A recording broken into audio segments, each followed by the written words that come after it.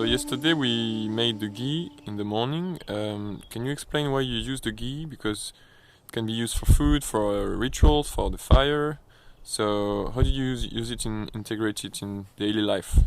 Yeah, the first use of the ghee is for the food, and actually it's the most sattvic food you can find. It's the process of the refinement of the fire. So the plants, all the vegetal kingdoms, what they do is actually they capture the fire of the sun. That's what we call photosynthesis. Okay, so a plant will use the energy, the light that is from the fire, and capture it through the leaves. And what happens is the cow, when she's eating the grass, she's actually taking all this potential of sun energy that is contained in the vegetables. She takes it in her own system, and she has a very, very specific digestive system. The cow, she has four intestines, like the four parts of our, like you could say the four chambers of our hearts, the four pillars of our neutral mind. And the cow, she's digesting. She's this kind of animals. They are the only one that can digest cellulosis, and she's taking this prana, this very precious prana from the sun, contained in the grass, and making it available through the milk. We will explain later everything that is happening through that digestive process, but the milk is then the concentration, the essence of the accumulation of this very precious prana. And from the milk, if you want to get the butter, you need another fire, another agony of friction. From the cream of the milk, when you create friction, then you extract the butter. The essence, again, the essence of the milk is extracted through this process. It's the first agony, the agony of friction. And when we do the ghee, it's another kind of process. We use another kind of agni through the flame that we put under the fan. We take everything that is gross, that is heavy from the butter, we take it out to extract really the most subtle, pure prana from the butter. And that is what ghee is. So it's really a process of refinement that is very, very deep, very, very delicate. And that's why we call it sattvic food, sattvic ingredient, because it has been refined through so many kinds of fire. The fire of the four fires of the digestion of the cow, the fire of the friction of the milk to get the butter, then the fire of the ghee process. And then from that refined fire, when you eat it, it will activate all the refinement, the activation of the refinement in your own body.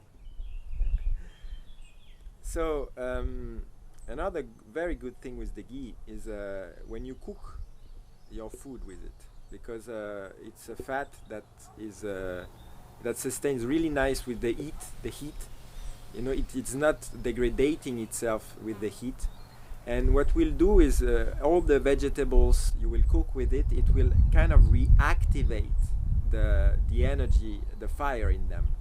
And that's something very difficult to find good quality organic veggies nowadays. And because sometimes they also travel from far away, it's like the prana is a little dormant in them when you find them in the shops. And when you start to cook them with ghee, because of this refined process, and if you do the ghee with the consciousness, the mantras like we propose in other videos, what you will reactivate that the agni of the bhuta agnis, the agni of the elements. You will activate the agni of the earth, the water, the fire, the air and the ether, like the spirits of the elements, like you could say the angels of the elements, start to be activated when you cook your food with the ghee. So it's a very interesting, even if you don't have access to very good food, cooking it with a good ghee will completely switch the vibration of your food. Yeah, also one of the reasons why we use ghee in our yogic process is because it will trigger the fire of the cell, what we call the pilu agni. It will work on two aspects. It will work on the permeability of the cellular membrane, and it will also work on the fire of the nucleus of the cell. And this is, in this nucleus, this is where our the root of the information is happening. When the subtle body release information from the Akashic record, what it is released actually in the nucleus of the cell. That's where our DNA is formed. That's where all process of integration of information and transformation happens. And if you have the permeability of the cell, the Agni that regulates that is not balanced, you will have an overreactive negative mind that is constantly limiting your experience of life, of existence. And the capacity you have to remodel your belief system, to switch gears in life, to open yourself to other possibilities, is very, very limited.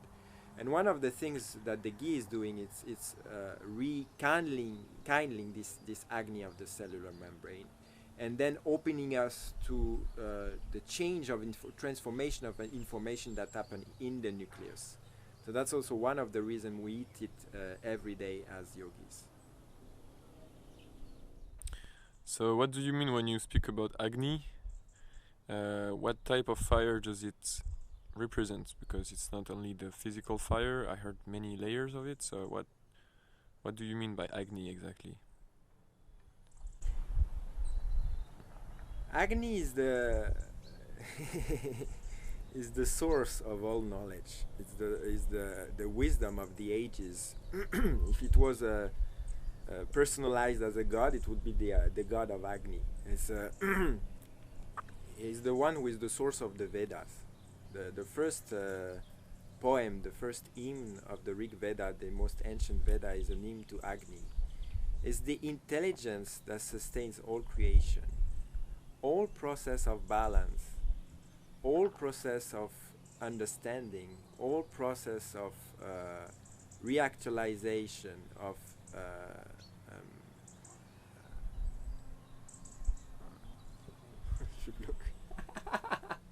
whole process of awareness,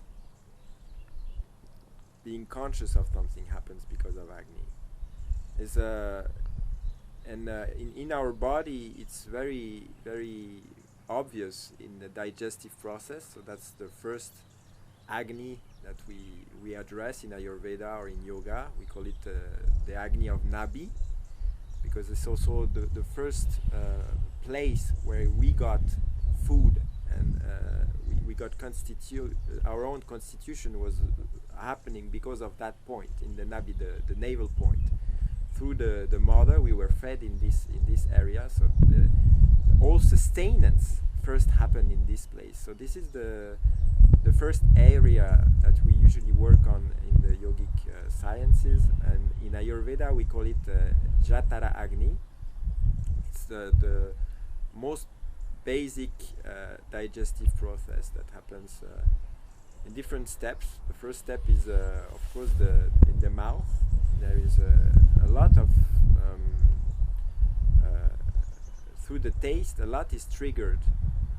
The Agni of the mouth, the intelligence of the mouth starts to happen through the combination of taste, and it will activate all the different Agnis, the different digestive process in the body through the taste first. So it's the recognition in the mouth. It's very important. So the more we chew our food, the more will be possible to extract the information that is contained within it. Because what is feeding us is not the molecules, it's not the calorie, it's the taste. And we were so much focused on how much we should eat, because we are completely identified with our physical body. But how much we eat is actually how much we can taste. It's not what we do in life that matters, it's how much of ourself and our awareness, our Agni, is invested into it. there's a Yogi Bhajan used to say, it's not the life that matters, it's the courage you bring into it. That's what, when we say how much fire I put in my life, how much I can taste of life. It's not what I do with it, it's how much I appreciate each moment, everything that is happening. So the first process of Agni is happening in the mouth. And the second process is happening, is the fire of the water that is contained in the stomach. It's on a physical level, you could call it a chlorhydric acid. It's the fire that will separate the molecules and really mix it with the saliva, the liquids. It will create something homogeneous and start to degrade into different elements, so that then after, when it goes to the small intestines, it can start to permeate the membrane and go into the bloodstream. But the process that is happening in the stomach is the second process of Agni. It's very connected to the water.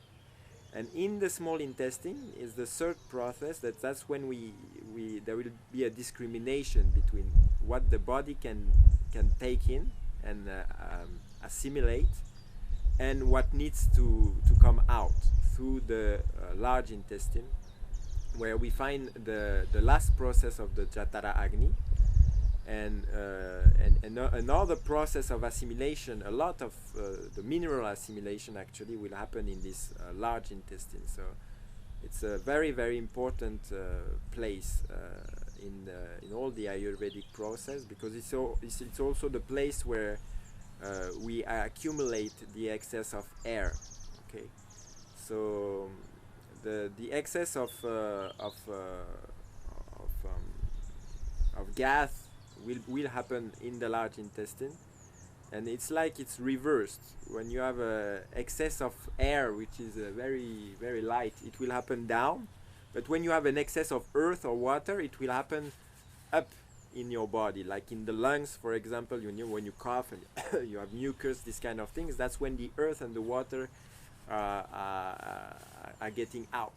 Okay, and so the first thing we want to balance is this Jatara Agni, the basic digestive process. So then we can enter into the more refined aspect of the digestion, which is happening in the liver. So from what you say, I hear a resonance with the mantra Gobinde Mukande. Can you explain how it may be linked to what you just said about, for instance, the process of the ghee and the digestion? Yeah. Yeah. This brings us to something that is very dear to my heart, is the consciousness of the cow. It's very important in Indian culture, and it's central in all the Vedic tradition, very old tradition. And it's central because cow is actually giving us access to the wisdom of the heart. We call it in yoga, we call it pratyahara. We have the 8 limbs. Patanjali is very known sutras. We have 8 limbs, the yamas, the niyamas, and we have the pranayama, and then you have the asanas. Then when you start to meditate, it's the process of pratyahara. Is when the senses are not entangled into the outside world, taken by the maya, the fascination of the senses. It's when they are brought within, into the inner space. The Shivais, they call it shunya. It's when you use the energy and the prana of the senses to look within. And this is what the cow is teaching us. Through the horns, she's connected with the energy of the universe, but it's like an inverted chakra. She's this kind of animal, they are the only one who can be completely aware of their digestive process. So look at the cow when she's eating, she's doing like this. And then it takes really a long time, it's very slow. And because a lot of her awareness is contained within. she has a very, very slow rhythm, very deep, very, very, very grounded, so that all that is happening in her digestive system is permeated with consciousness. That's why the milk is the most powerful, nourishing, subtle, deep food you can find on this earth, because it's saturated with consciousness. And this cow, through her stability, she's giving us access to what we call the neutral mind.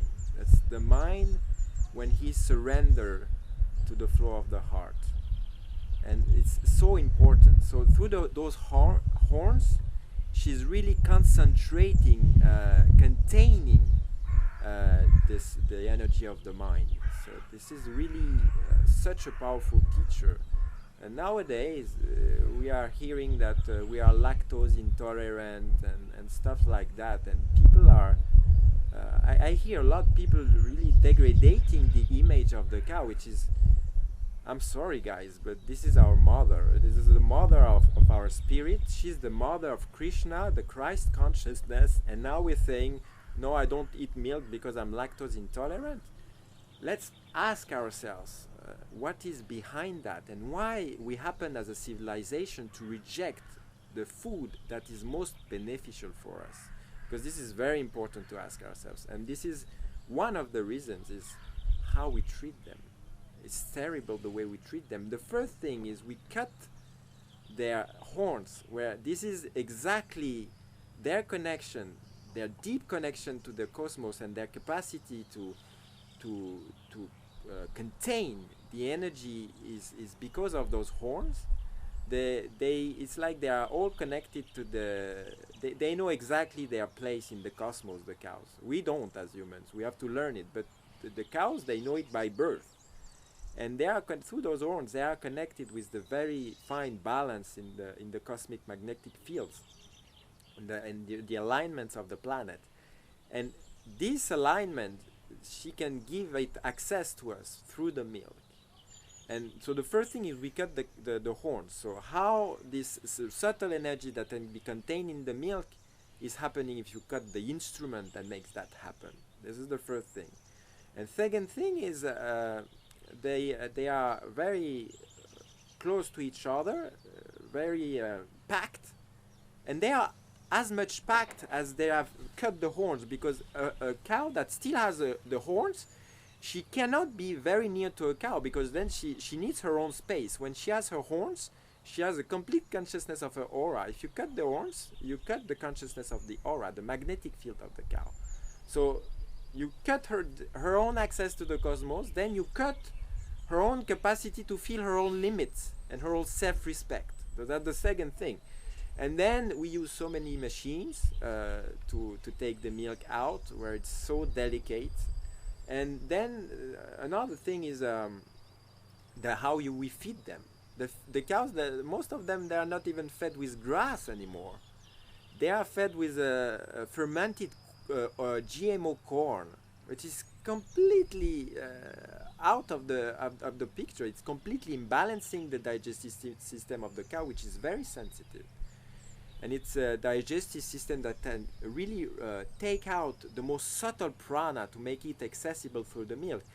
And when you give it fermented food, which is already a disruption of the digestive process, because first digestion happens through the fermentation. So the way the agni of the cow will react to this corn will create a lot of acidity, and it creates a lot of disturbance already in the digestion of the cow. So this is in resonance what then will happen to us in our intestines when we drink this kind of milk, because we are digesting the discomfort, the stress that the cow had to digest this corn. So on all levels, we are producing a milk that is a very, very bad quality, that is very different from the original milk of original cows.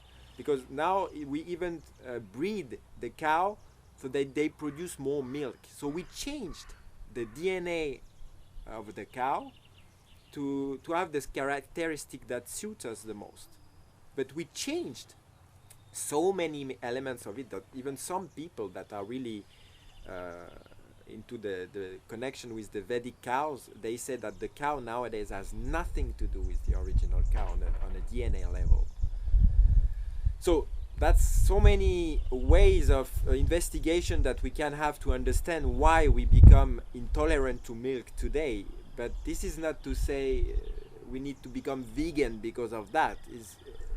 We should ask ourselves what kind of relationship we have with the cows. That's the question. Because the relationship we have with the cow is the relationship we have with our own mother. She is the embodiment of Vishnu, of Lakshmi, of Narayan, the abundance of the sustaining aspect of creation. How are we in relation with that? This is Gobinde. Go is the cow. Gau mata, mother cow. Gau binde. Binde is a point, is the center of the circle. Is that when Gau is your expression, Bind is what brings you to the center. Is the center of the circle. Gau is your circle and Bind is the center. So Gau Bind is one name of Krishna. Is the one who keeps the cow. Is the cow keeper. He's the one who keeps the cow together in one point.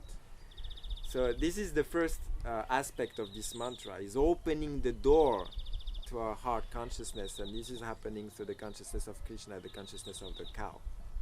So this is the first step, Gobinde. Then the rest will unfold if you can open the door, but we first need to open the door.